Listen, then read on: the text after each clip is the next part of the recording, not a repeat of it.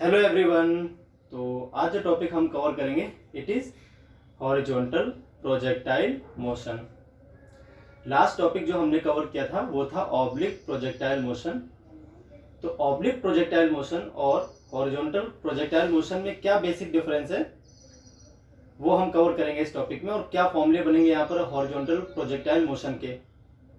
ठीक है, क्या अंतर आएगा फॉर्मूलाज में और क्या ये है वो समझ लेते हैं। चलिए देखिए, अब इसमें क्या है, एक बॉडी को ग्राउंड से कुछ हाइट ले जाकर फिर उसको फेंकना है हॉरिजॉन्टल, यानी किसी बॉडी को यहाँ पर किया जाता है प्रोजेक्ट किसी हाइट से, ग्राउंड से नहीं करना होता आपको, किसी हाइट पे जाना है पहले, फिर बॉडी को जमीन के पैरेलल फेंकना है। यानी स्टार्टिंग में बॉडी का कोई भी कंपोनेंट वर्टिकल, बॉडी की वेलोसिटी का कोई भी कंपोनेंट वर्टिकल डायरेक्शन में नहीं होना चाहिए। यानी बॉडी की जो वेलोसिटी है इनिशियली कैसी होनी चाहिए, हॉरिजॉन्टल डायरेक्शन में। अब हॉरिजॉन्टल डायरेक्शन जो है इसको हम बोल देंगे x, और जो वर्टिकल डायरेक्शन है इसको हम बोल देंगे y। तो जो इनिशियल वेलोसिटी है u अलोंग x एक्सिस, ये तो आपकी सीधी सीधी u है, और जो इनिशियल वेलोसिटी है अलोंग y एक्सिस वो आपकी 0 है, क्योंकि स्टार्टिंग में ये y के अलोंग जा ही नहीं रहा था। अब इसमें आगे दे रखा है कि there is no force, there is no other force exerted on body except gravity, यानी कोई दूसरा फोर्स काम नहीं करेगा।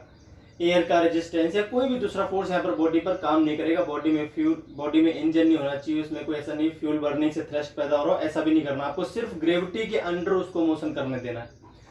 तो उस केस में हॉरिजॉन्टल डायरेक्शन में जो फोर्स आएगा वो 0 हो जाएगा, क्योंकि ग्रेविटी काम करेगा वर्टिकली डाउनवर्ड।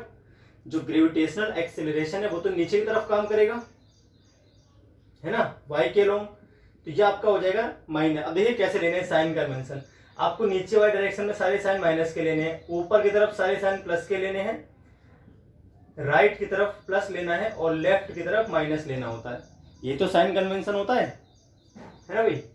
साइन कन्वेंशन कैसा होता है, जैसे हमने आज तक पढ़ा है कि इधर प्लस इधर माइनस, राइट साइड में प्लस, लेफ्ट साइड में माइनस, डाउन साइड में माइनस और अप साइड में प्लस। तो अब चूंकि जो एक्सेलरेशन है y के अलोंग नीचे की तरफ काम कर रहा है, इसको इसलिए मैंने -g लिख दिया है। ठीक है भाई। किसी किसी बुक में +g लिखा मिल जाता है, तो वो ये रीजन देते हैं वहां पर कि जब मोशन के अलोंग काम करता है एक्सेलरेशन तब उसकी वैल्यू पॉजिटिव होती है। तो घबराने की जरूरत नहीं है, अगर आप माइनस लगाते हो तब भी आपके आंसर वही आने वाले हैं, क्योंकि मैं डिस्प्लेसमेंट भी नीचे लूंगा तो उसमें भी माइनस लगा दूंगा। जो वेलोसिटी बाद में आएगी उसका एक कंपोनेंट आएगा -y एक्सिस पर, तो उसमें भी माइनस लगा दूंगा। ठीक है, तो आपके आंसर सारे मैच करेंगे, घबराने की बिल्कुल भी जरूरत नहीं है। आपको माइनस से पढ़ना है, कोई दिक्कत वाली बात नहीं है। ठीक है, हम इसको वेक्टर फॉर्म में कर रहे हैं, आप ऐसे मान लो। तो -j प्लस i कैप है ना, -i कैप और +j कैप ऐसे करके सॉल्व कर रहे हैं। वो तो करते हैं आपस में i j कैप, इसलिए हम उसको लगा नहीं रहे। तो आपको ध्यान रखना है जब भी हम डायरेक्शन लेंगे नीचे तरफ तो माइनस लगा लेंगे। क्लियर है, आपके आंसर हमेशा वही आने वाले हैं। तो भाई अच्छी बात है। इसमें आप क्या देखें आगे, अब क्या किया आपने, ये सारी बातें हमें दे ही रखी हैं। अब हमें निकालना है, मान लीजिए कि किसी जो इसका जो ये पाथ है इसकी इक्वेशन क्या है, जिस पाथ को ये फॉलो करता है उसको हम बोलते हैं ट्रेजेक्ट्री। तो उसकी इक्वेशन क्या है ये पता करना है हमको। फिर किसी इंस्टेंट इसकी वेलोसिटी क्या होगी, किसी इंस्टेंट ये पार्टिकल की पोजीशन क्या होगी, इसका रेंज क्या है, पूरा यहाँ से आने तक टाइम कितना लग रहा है। तो ये सारी बातें हम कवर करेंगे आज। तो पहले आप ये नोट कर लें एक बार, थोड़ी देर के लिए पॉज कर देता हूँ मैं इसको। अब जैसे आप नोट कर लेंगे वैसे अब नेक्स्ट हेडिंग देखिए क्या है। तो भाई जो नेक्स्ट हेडिंग आएगी इसमें वो हम निकालेंगे इक्वेशन ऑफ ट्रेजेक्ट्री।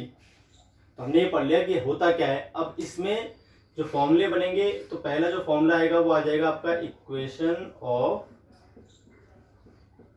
ट्रेजेक्ट्री। ठीक है, trajectory means path followed by projectile. Projectile उस बॉडी को बोलते हैं जिसको हमने प्रोजेक्ट किया है, ठीक है, जिसको हमने फेंका है। जो मोशन कर रही है उस बॉडी का नाम होता है प्रोजेक्टाइल, और उसके मोशन को बोलते हैं प्रोजेक्टाइल मोशन। चलिए भाई, इक्वेशन ऑफ ट्रेजेक्ट्री के लिए आप क्या करोगे, सबसे पहले तो आप फिगर ड्रॉ कर लो, जैसे हमने पीछे किया था ऑब्लिक प्रोजेक्टाइल मोशन में। तो अगर आपको ध्यान हो तो पहले हमने मोशन अलोंग एक्स एक्सिस करके वहां से टाइम निकाला था, और मोशन अलोंग वाई एक्सिस में उसकी वैल्यू पुट कर दी थी, तो आंसर आ गया था। तो हमें यहाँ पर भी वाई और एक्स के बीच एक रिलेशन पता करनी है कुल मिला के, ठीक है भाई। चलिए, तो इस तरह से अपना पाथ आ गया। अब इस पाथ की हमें क्या निकालनी है, इक्वेशन। ये इसकी इनिशियल वेलोसिटी है जो ग्राउंड के पैरेलल थी, जिसको हमने बोल दिया u, ठीक है। ये आ गया आपकी u। ये हाइट आपकी h है, ये पूरी वर्टिकल हाइट जो जिस हाइट से इसे फेंका है वो जमीन से, और रेंज चलिए बाद में निकालेंगे, कोई बात नहीं। अब हम मान लेते हैं, देखिए इसी को ओरिजिन मान लीजिए, ये मान लीजिए आप 0,0, जो ये पॉइंट है जहां से हमने इसको ऑब्जेक्ट को थ्रो किया है, वो पॉइंट आपका क्या है, ओरिजिन 0,0, उसको ओ पॉइंट से आप कर लें डिनोट, ठीक है। ओ पॉइंट से उसे हमने कर लिया डिनोट। कुछ टाइम बाद पार्टिकल आपका मान लीजिए यहां कहीं आ जाता है, इस जगह है ना, यहां पर। अब जो इसका कोऑर्डिनेट आएगा वो आ जाएगा x, -y, क्योंकि 0,0 यहां पर मान रखा है हमने। अगर हम इसको ओरिजिन मान लेते हैं, इस जगह को आप इमेजिन करो ये ओरिजिन है आपके पास, ठीक है भाई। इस जगह को आप मान लीजिए ओरिजिन थोड़ी देर के लिए, इस तरह से।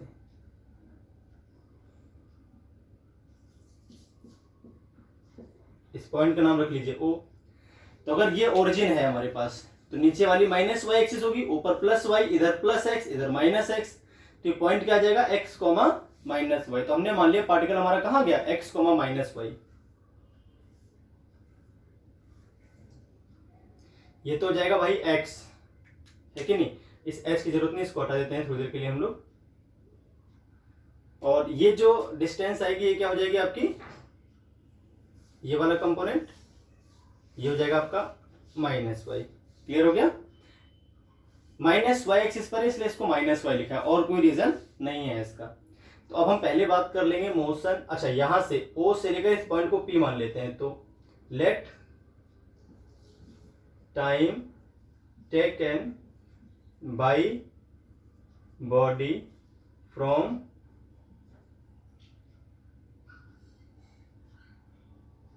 O to P, to travel from O to P लिख दिए, ठीक है।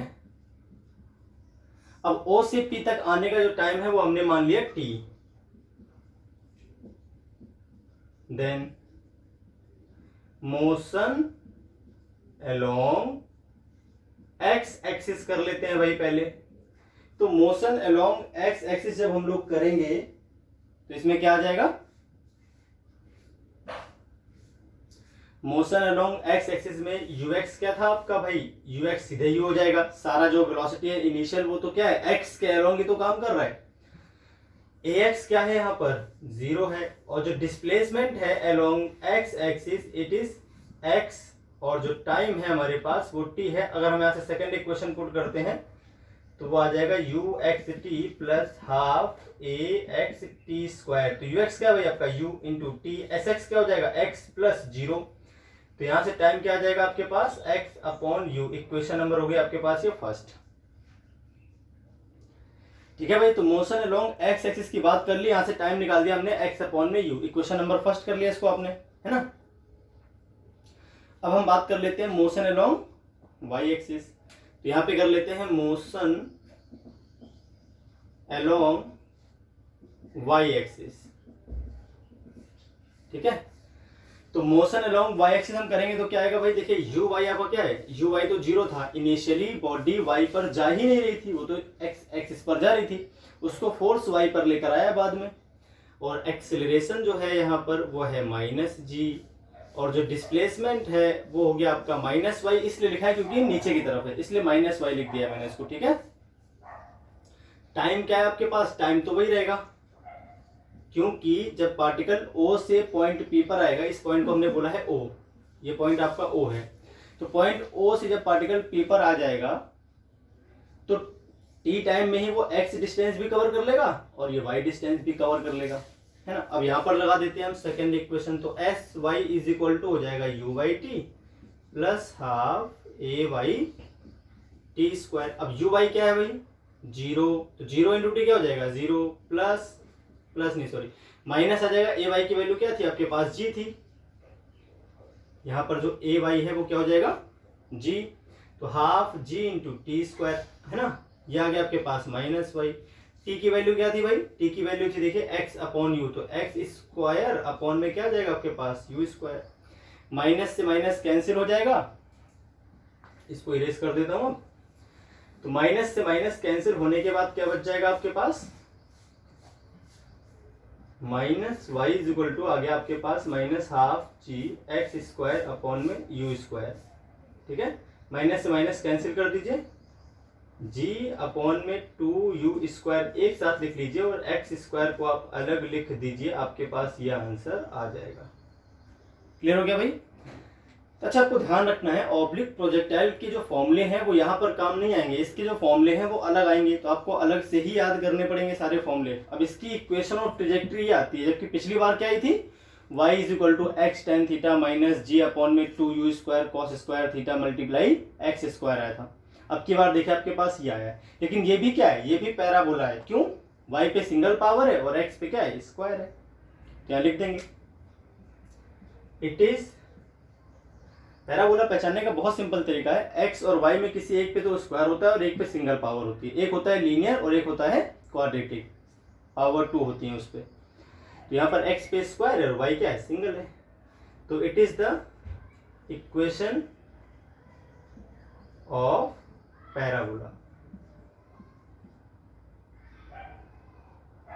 Hence trajectory of body is parabolic. ठीक है भाई, तो आपको ये क्वेश्चन याद रखनी अपने काम आ जाएगी। अगर हमें कभी पूछता है किसी टाइम पर x का कंपोनेंट ये तो y क्या आएगा, तो आप बहुत इजीली निकाल सकते हो। और किसी पार्टिकल की जो इक्वेशन ऑफ ट्रेजेक्ट्री है, अगर उस पर कोई पॉइंट दे रखा है तो आप इससे तुरंत निकाल सकते हो उसकी इनिशियल वेलोसिटी क्या होगी। जैसे बोलता है इस पॉइंट से गुजरा है, तो आप तुरंत पता कर लोगे भाई इसकी इनिशियल वेलोसिटी क्या रही होगी। तो आपको इक्वेशन काम की, इसको नोट कर लेते हैं। तो भाई पहला जो इक्वेशन ऑफ ट्रेजेक्ट्री टॉपिक था वो हमने कर लिया कवर। अब हम बात कर लेते हैं टाइम ऑफ फ्लाइट की, हॉरिजॉन्टल रेंज की। तो चलिए बात कर लेते हैं टाइम ऑफ फ्लाइट की। ठीक है भाई, तो अब हम बात कर लेते हैं टाइम ऑफ फ्लाइट की। भाई टाइम ऑफ फ्लाइट वो टाइम होता है जिसके लिए जो आपका प्रोजेक्टाइल है, जिसको हमने बॉडी को फेंका है, वो हवा में थी या फ्लाइट में थी, उड़ान कर रही थी, अब तक वो हवा में ही थी, वापस जमीन पर आने से पहले तक का टाइम जो भी है आप उसको बोलते हैं टाइम ऑफ फ्लाइट। तो जो प्रोजेक्शन था t=0 पर, और जब ये वापस गिरती है जमीन पर, तब तक के टाइम को हम क्या बोलते हैं भाई, टाइम ऑफ फ्लाइट। तो हमने मान लिया टाइम ऑफ फ्लाइट क्या है आपका, कैपिटल टी है भाई। टाइम ऑफ फ्लाइट क्या हो जाएगा आपके पास, कैपिटल टी हो जाएगा। ठीक है, वो सिंपल है। अब देखिए भाई क्या करना है हमको इसमें। अब ये टाइम ऑफ फ्लाइट टी है, अगर वर्टिकल डायरेक्शन में देखते हैं तो ये डिस्टेंस आपको देखिए भैया, हाइट आपको पहले से दे देगा, क्योंकि इसमें बिल्डिंग से खड़े होकर हम बॉडी करते हैं प्रोजेक्ट, तो कितनी हाइट से हमने किया है वो हमें पता होना चाहिए, तभी हम टाइम ऑफ फ्लाइट निकाल सकते हैं। ठीक है भाई, तो टाइम ऑफ फ्लाइट को पता करने के लिए आपको एक बात ध्यान रखनी है कि h आपको ऑलरेडी गिवन होगा, टाइम ऑफ फ्लाइट h के टर्म्स में ही आएगा। तो अब हम इसमें बात करते हैं motion along x, motion along y axis, motion along y axis. तो y एक्सिस के अलोंग अगर हम देखते हैं, ठीक है, तो यू वाई तो आपका हमने बता दिया 0 होता ही है, और जो ए वाई होता है वो माइनस जी होता है, और जो एस वाई है इसमें वो क्या है, माइनस एच है। एस वाई क्या हो गया भाई आपके पास, माइनस एच, और टाइम जो है वो time of flight capital T के बराबर है। अगर हम सेकेंड इक्वेशन देखें तो सेकेंड इक्वेशन से हमारे पास जो आंसर आ जाएगा वो आ जाएगा minus H is equal to 0 into capital T minus half G capital T square. तो minus H is equal to आ जाएगा minus half G capital T square, minus से माइनस कैंसिल हो जाएगा, तो टी इज इक्वल टू आ जाएगा आपके पास 2h डिवाइड में जी मल्टीप्लाई रूट। ठीक है भाई, ये आ गया आपके पास टाइम ऑफ फ्लाइट का फॉर्मूला। अब देखिए इसमें सिर्फ हाइट h आई है, कहीं भी इसमें u नहीं आया। तो आपको एक बात बहुत ध्यान से देखनी है, इस फॉर्मूले में कहीं भी u नहीं आया, मतलब जो टाइम ऑफ फ्लाइट होता है वो इनिशियल वेलोसिटी थी उससे इंडिपेंडेंट होता है। अगर आप इसको तेज फेंकते हो, थोड़ा और किसी और स्पीड से फेंकते हो, तब भी आपको टाइम यही लगना है अगर आपने सेम हाइट से इसको फेंका है तो, क्योंकि वर्टिकल डायरेक्शन में उसको उतनी ही डिस्टेंस कवर करनी पड़ेगी। ये टाइम ऑफ फ्लाइट क्या होता है, इनिशियल वेलोसिटी u से होता है इंडिपेंडेंट। इसको नोट में लिखें, बहुत इंपॉर्टेंट चीज है ये, ठीक है भाई। टाइम ऑफ फ्लाइट के बारे में ये नोट कर लें आप। इसके बाद मैं एक नोट लिख रहा हूं, वो लिख लें ना। नोट क्या है, time of flight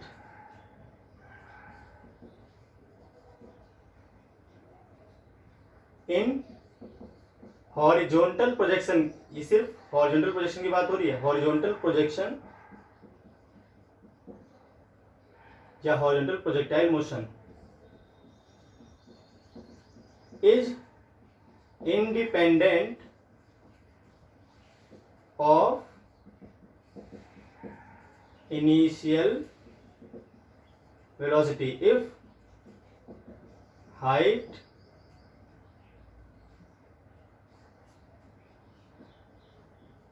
from which body is projected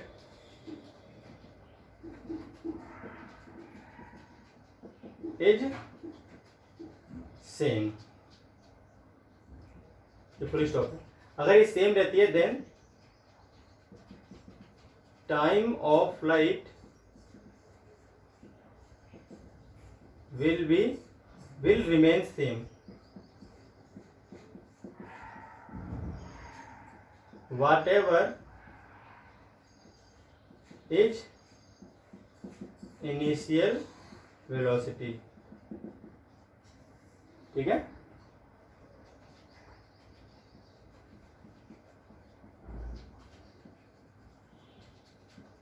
तो ये पूरी स्टेटमेंट क्या लिखी हुई, टाइम ऑफ फ्लाइट जो होता है हॉरिजॉन्टल प्रोजेक्टाइल मोशन में वो इंडिपेंडेंट होता है इनिशियल वेलोसिटी से। ठीक है, इसके बाद मैंने लिखा है यदि आपकी जो हाइट है जहां से आपने बॉडी को प्रोजेक्ट किया अगर वो सेम है तो आपकी फिर इनिशियल वेलोसिटी कुछ भी रही होती है उससे फर्क नहीं पड़ता, टाइम ऑफ फ्लाइट क्या रहेगा, सेम ही रहेगा। जैसे अगर हम देखें इसी क्वेश्चन में, तो मान लीजिए आपके पास दो बॉडीज हैं, है ना। एक को आपने u1 से किया प्रोजेक्ट और एक को कर दिया u2 से प्रोजेक्ट। एक और बॉडी को आपने फेंक दिया, मान लीजिए ये u1 से थी और ये u2 से। ये बॉडी मान लीजिए पहले गिर गई ऐसे, तो t1 इसका टाइम ऑफ फ्लाइट मान लेते हैं, सॉरी t2 इसका टाइम ऑफ फ्लाइट और इसका टाइम ऑफ फ्लाइट क्या है t1। जो u1 वाली है उसका टाइम ऑफ फ्लाइट t1 मान लेते हैं। ठीक है, तो ये दोनों ही टाइम क्या रहेंगे भाई, ये दोनों ही टाइम आपके सेम रहेंगे, ये दोनों ही टाइम सेम रहेंगे। इसका मतलब t1 इज इक्वल टू क्या आ जाएगा, t2 आ जाएगा। किसके बराबर आ जाएगा, ये √2h/g, क्योंकि दोनों की हाइट क्या है इसमें सेम है, हाइट वही है। तो u1 और u2 से अलग अलग वेलोसिटी से अगर हम दो बॉडी करते हैं प्रोजेक्ट, तो दोनों बॉडी की रेंज डिफरेंट आएगी। भाई रेंज जो है इसकी जमीन से दूरी, वो तो जो फुट पॉइंट है इसकी, जहां से इसको मैंने फेंका है जिस टावर से, उसके फुट पॉइंट से जहां पर ये गिरेंगे वो दूरी अलग अलग हो जाएगी, लेकिन टाइम आपको वही लगना है, क्योंकि वर्टिकल डायरेक्शन में दोनों की ही इनिशियल वेलोसिटी 0 थी और वर्टिकल डायरेक्शन में दोनों ही सेम डिस्टेंस कवर करेंगे और वर्टिकल डायरेक्शन में दोनों के लिए एक्सीलरेशन भी सेम है, तो दोनों को टाइम भी सेम लगना चाहिए। ठीक है भाई, कई बार पूछ लेता है, ये ध्यान रखना है आपको। अलग अलग वेलोसिटी से फेंकते हो तब भी आपको टाइम ये लगना है, रेंज अलग अलग आएगी, range will be different but time of flight remains same. चलिए तो अगली बात कर लेते हैं टाइम ऑफ फ्लाइट की, सॉरी हॉरिजॉन्टल रेंज की। टाइम ऑफ फ्लाइट की बात हमने कर ली, अब बात कर लेते हैं हॉरिजॉन्टल रेंज। चलिए तो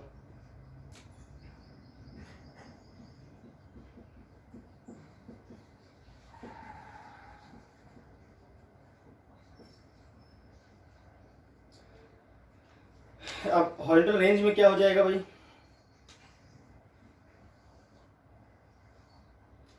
अगर हम किसी बॉडी को फेंकते हैं प्रोजेक्ट करते हैं तो वो इस तरह से आकर गिरती है।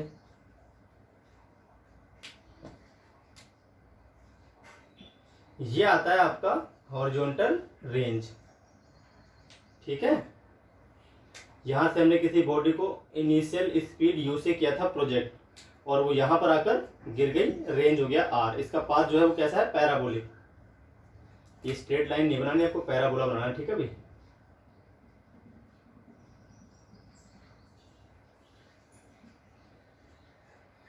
पैराबोलिक पाथ पे आकर ये गिर गई। ये हाइट आपको पता ही थी, हाइट क्या थी भाई आपके पास, ये हाइट थी आपके पास h। ये हाइट क्या हो गई आपके पास, h हो गई। तो चलिए देखते हैं क्या हो जाएगा।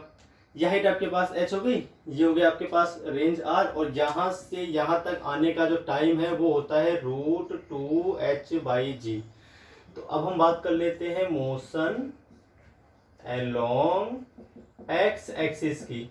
तो मोशन अलोंग एक्स एक्सिस में अगर हम देखें तो हमारी जो इनिशियल स्पीड है एक्स के अलोंग, वो तो सीधे सीधे यू हो जाएगी। ये सारी स्पीड इनिशियल एक्स के अलोंग ही काम कर रही है। एक्सेलरेशन आपका 0 हो जाएगा। टाइम जो है वो टाइम ऑफ फ्लाइट के बराबर है, जब ये जमीन पर गिरेगी वापस, वो किसके बराबर था, √2h/g के इक्वल था। और जो अब क्या बच गया अपने पास, जो डिस्प्लेसमेंट है वो हो जाएगा आपका रेंज। ये तो है displacement along x axis R के बराबर। तो सेकेंड इक्वेशन लगा लेते हैं, एस बराबर ux multiply T plus half ax multiply T square. तो ये तो 0 हो जाएगा, खत्म कहानी इसकी। ax 0 है इसलिए ux क्या है आपके पास, u मल्टीप्लाई √2h/g जो टाइम है, टाइम तो क्या है √2h/g, यह आ जाएगा आपके पास r। तो इस तरह से जो r का फॉर्मूला आ जाएगा वो क्या आ जाएगा, u इंटू √2h/g। यानी अगर आप एक ही हाइट से अलग अलग इनिशियल स्पीड से दो बॉडी को प्रोजेक्ट करोगे तो उनकी रेंज क्या आ जाएंगी, रेंज भाई डिफरेंट डिफरेंट आ जाएंगी। ये आ गया आपके पास रेंज का फॉर्मूला। ठीक है, रेंज का फॉर्मूला आपके पास आ गया। तो इस तरह से निकलती है हॉरिजॉन्टल रेंज। अच्छा, यहाँ पर हाइट तो ऑलरेडी आपको दी ही होती है। तो इक्वेशन ऑफ ट्रेजेक्ट्री हो गई, टाइम ऑफ फ्लाइट हो गया, हॉरिजॉन्टल रेंज हो गई। अब हम बात कर लेते हैं velocity, position at any displacement at any instant.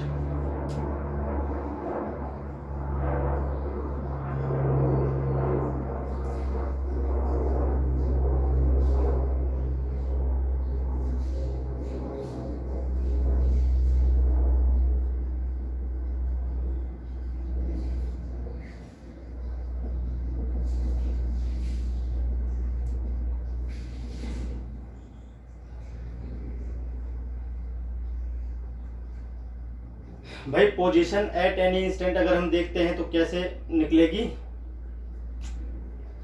ये आपके पास हो गया। चलिए फिगर और थोड़ा इधर बना लेते हैं ताकि हमें जगह उधर मिल जाए। ये हो गया आपके पास फिगर। अब इसमें क्या है, एक बॉडी को हमने कर दिया प्रोजेक्ट,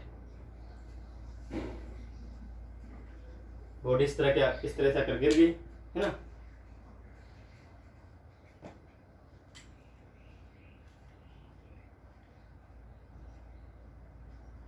अब इनिशियल वेलोसिटी बॉडी की भाई यू लेनी है आपको, तो हमेशा वही कर रहे हैं हम।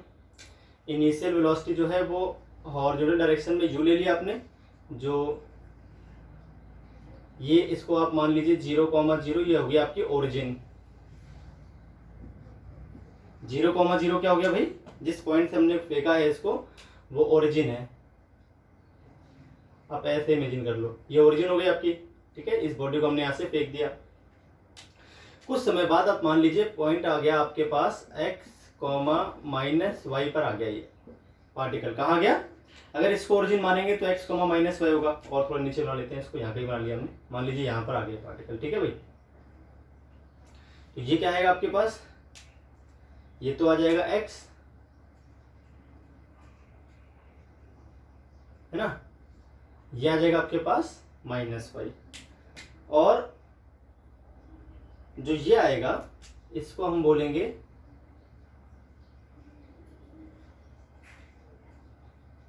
ये हो जाएगा आपका पोजीशन वेक्टर r वेक्टर। और जो डिस्प्लेसमेंट है वो तो यही होगा, क्योंकि सीधी लाइन है, ये इनिशियल पोजीशन और ये फाइनल पोजीशन, पॉइंट P। इस पॉइंट को मान लेते हैं O, तो जो डिस्प्लेसमेंट आएगा भाई, जो डिस्प्लेसमेंट आएगा वो पोजीशन वेक्टर होगा, क्योंकि ओरिजिन से चल रहा है पार्टिकल, तो जो पोजीशन वेक्टर होगा वही डिस्प्लेसमेंट वेक्टर भी हो जाएगा। अब भले ऐसे घूम के आ रहे हो पर आपका डिस्प्लेसमेंट तो यही रहेगा, है ना। तो डिस्प्लेसमेंट क्या है यहाँ पर, मॉड ऑफ आर, है ना। तो आप लिखते हैं डिस्प्लेसमेंट इज इक्वल टू आ जाएगा आपका आर वेक्टर। अब आर वेक्टर क्या है, ये पोजीशन भी है, डिस्प्लेसमेंट या पोजीशन। अगर आप ओरिजिन चलते हो तो आपका डिस्प्लेसमेंट और पोजीशन वेक्टर दोनों सेम आएंगे। डिस्प्लेसमेंट या पोजीशन वेक्टर आपके सेम तब आते हैं जब आप ओरिजिन से चलना स्टार्ट करते हो, ध्यान दें इस बात पे, ठीक है भाई। तो क्या आ जाएगा, आर वेक्टर। आर वेक्टर क्या आएगा भाई, एक्स आई कैप, ठीक है। और अलोंग वाई चले हो आप वाई डिस्टेंस पर, तो ये आ जाएगा माइनस वाई जे कैप, क्योंकि नेगेटिव वाई पे जा रहे हैं इसलिए वाई जे कैप आ जाएगा। क्लियर हो गई बात, नीचे तरफ माइनस जे कैप लगा दिया। तो ये आ गया आपका डिस्प्लेसमेंट वेक्टर आर वेक्टर। अब अगर हम इसका मॉड निकालते हैं तो इसका मॉड क्या आ जाएगा भाई, x square plus y square. इसको इक्वेशन नंबर फर्स्ट कर लेते हैं। मान लेते हैं पार्टिकल, है ना, let time taken by particle to travel from O to P is T। Then अब अगर T है तो क्या होगा भाई, देख लेते हैं ये भी। तो अगर हम एक्स एक्सिस के लोग बात करें,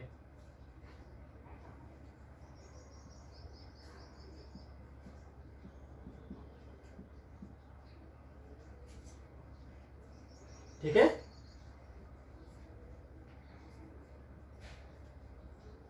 और डिस्प्लेसमेंट जो आएगा वो क्या हो जाएगा भाई, इसका x। अब हम इक्वेशन क्या लगा देंगे इसमें, इक्वेशन लगा देंगे सेकेंड, ठीक है, आपको ध्यान रखनी है। एस एक्स बराबर क्या होता है, you x T plus half A x T square. S x क्या हो जाएगा भाई, आपके पास x हो जाएगा, यू एक्स क्या है, सीधे u है, मल्टीप्लाई टी कर दिया, हाफ ए एक्स स्क्वायर 0 है, तो x की वैल्यू हमें चल गई पता, है ना। अब अलोंग y एक्सिस कर लेते हैं।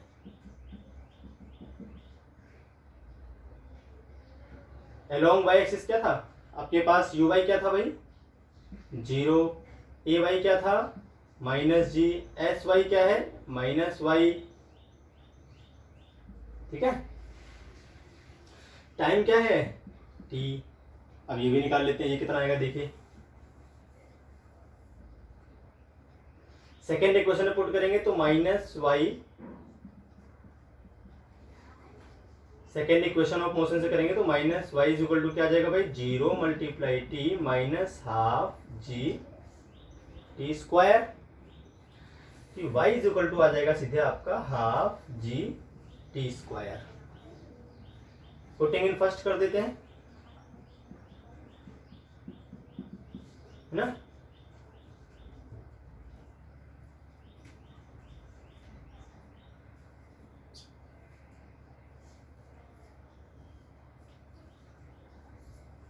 वैल्यू ऑफ एक्स और वाई जो है उसको हम पुट कर देते हैं किसमें, फर्स्ट में।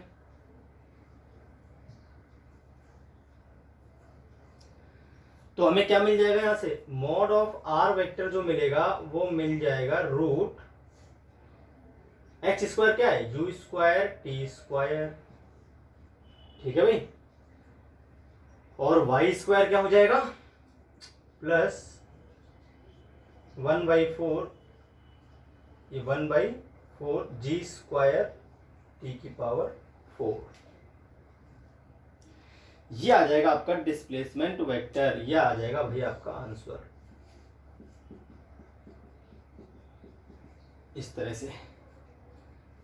तो R vector is equal to आ जाएगा U square T square plus 1/4 G square T की पावर 4। और वेक्टर फॉर्म में अगर हम करेंगे इसको, इन वेक्टर फॉर्म देखें अगर हम, तो आर वेक्टर आपका आ जाएगा u into T I cap minus half G T square J cap, ठीक है। ये आ जाएगा वेक्टर फॉर्म में और ये आ जाएगी उसकी वैल्यू। तो भाई डिस्प्लेसमेंट तो निकल आया। अब हम बात कर लेते हैं ऐसे ही वेलोसिटी की, इसको नोट कर लें। अब हम इसके बाद बात कर लेंगे वेलोसिटी वेक्टर की। तो वेलोसिटी निकाल लेते हैं एट एनी इंस्टेंट, और एट एनी पोजीशन भी आपको निकालनी पड़ेगी। तो अब निकाल लेते हैं velocity at any instant. Velocity at any instant में क्या मिलेगा भाई, अगर हम फिगर देखें ध्यान से तो हमें कैसे फिगर मिलेगा, ये इधर बना लेते हैं बिल्कुल फिगर। ये मान लीजिए आपके पास इस तरह से एक बॉडी को आपने कर दिया प्रोजेक्ट,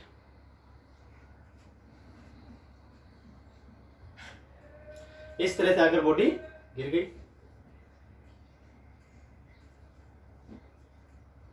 ठीक है। इनिशियल स्पीड क्या थी इस बॉडी की, इनिशियल स्पीड थी आपके पास u, ठीक है। थोड़ा और कर्व लेते हैं इसको,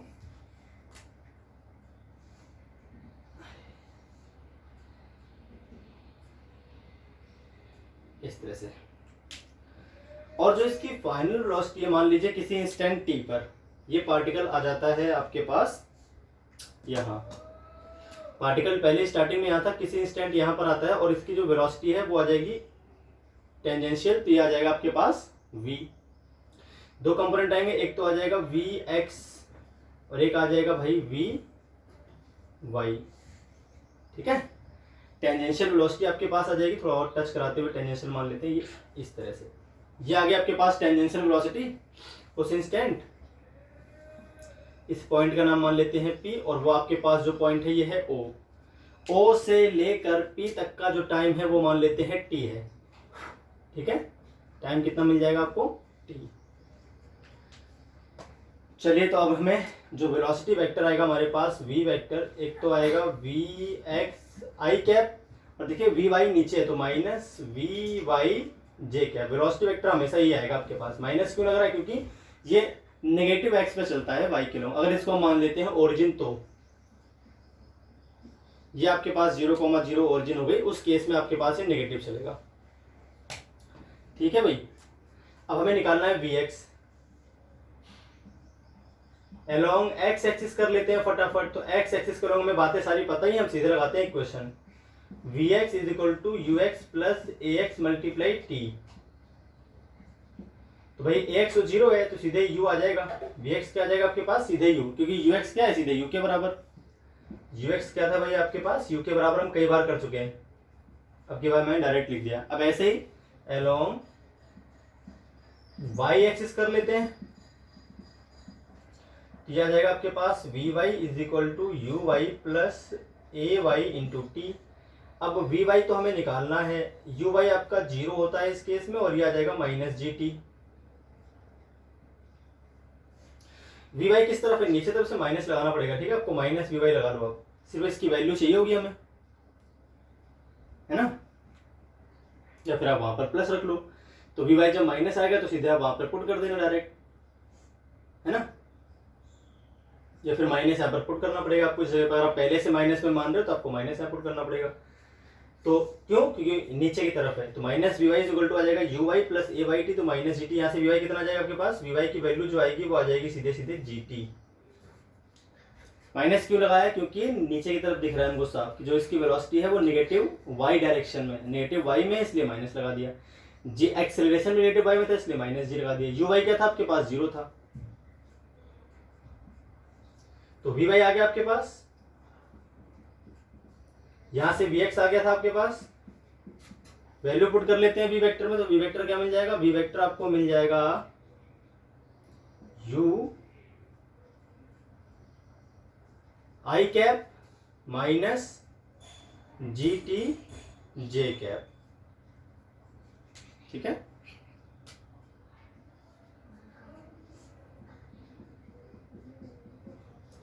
तो इस तरह से आपके पास ये आंसर आ जाएगा, v is equal to u i cap. अब इसकी जो वैल्यू आएगी, मॉड आएगा वेलोसिटी का, वो कितना आ जाएगा, मॉड आपके पास आ जाएगा root u square plus g square T square, ये आ जाएगी वैल्यू।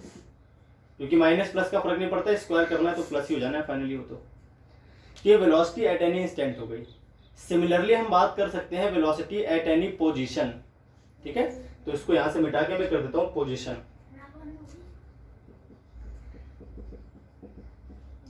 अब मान लेते हैं जो पॉइंट है हमारे पास ये क्या आ जाएगा, x, -y मान लिया मैंने इसको, है ना। अब टाइम नहीं दिया इस बार, आपको सिर्फ पोजीशन दिया कि x, -y पर है इस समय। तो आप बताइए इसकी वेलोसिटी कितनी होगी किसी पोजीशन पर जब ये आएगा। इसकी इनिशियल पोजीशन 0,0 थी और जो अब है वो x, -y। तो बताइए इसकी जो वेलोसिटी है वो कितनी होगी, आपसे ऐसे पूछेगा। तो फिर भी वही आ रहा है सेम।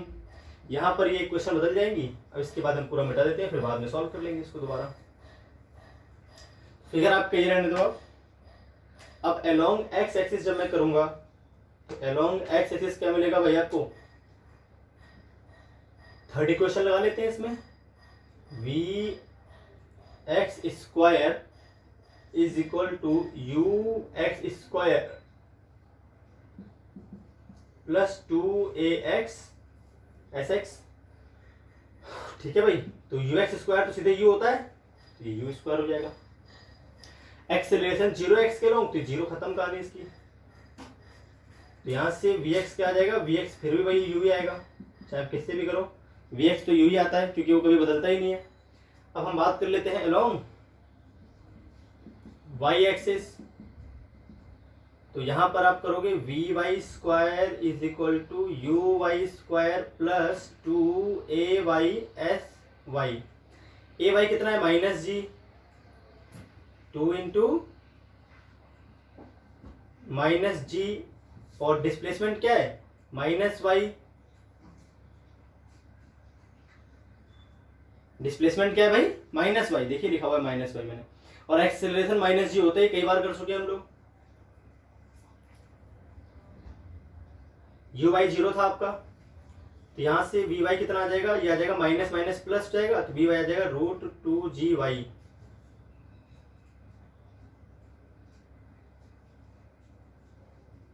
√2gy।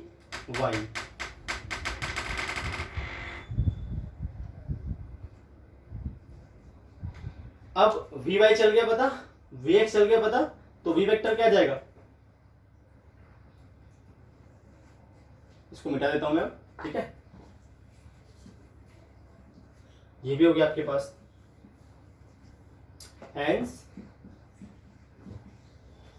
v वेक्टर आपके पास आ जाएगा, देखिए इसे vx की वैल्यू क्या आई थी, u, तो ui कैप माइनस vy क्या आया था आपके पास, √2gy, ये आ जाएगा j कैप। और इसकी जो वैल्यू आएगी मॉड आ जाएगा, वो क्या आ जाएगा भाई, √u² प्लस 4g² तो इस तरह से आपका, सॉरी 4 नहीं आएगा, रूट लगा हुआ था तो 2gy आ जाएगा। देखिए रूट हटेगा, यहाँ से रूट भी तो लगा हुआ है, तो रूट हटेगा तो आ जाएगा 2gy। तो मॉड ऑफ भी आ गया √u² प्लस 2gy इस बार। ये हो गया आपका फाइनल आंसर। तो इस तरह से हॉरिजॉन्टल प्रोजेक्टाइल मोशन के बारे में हमने बहुत सारी बातें आज सीखी। Equation of trajectory, time of flight, horizontal range, displacement at any position, velocity, displacement at any instant, और वेलोसिटी एट एनी इंस्टेंट, और वेलोसिटी एट एनी पोजीशन। तो ये सारी बातें थी हॉरिजॉन्टल प्रोजेक्टाइल मोशन के लिए। अब नेक्स्ट वीडियो लेक्चर में हम कवर करेंगे इसके कुछ न्यूमेरिकल्स। तो आज के लिए इतना ही, फिर मिलेंगे नेक्स्ट वीडियो लेक्चर में।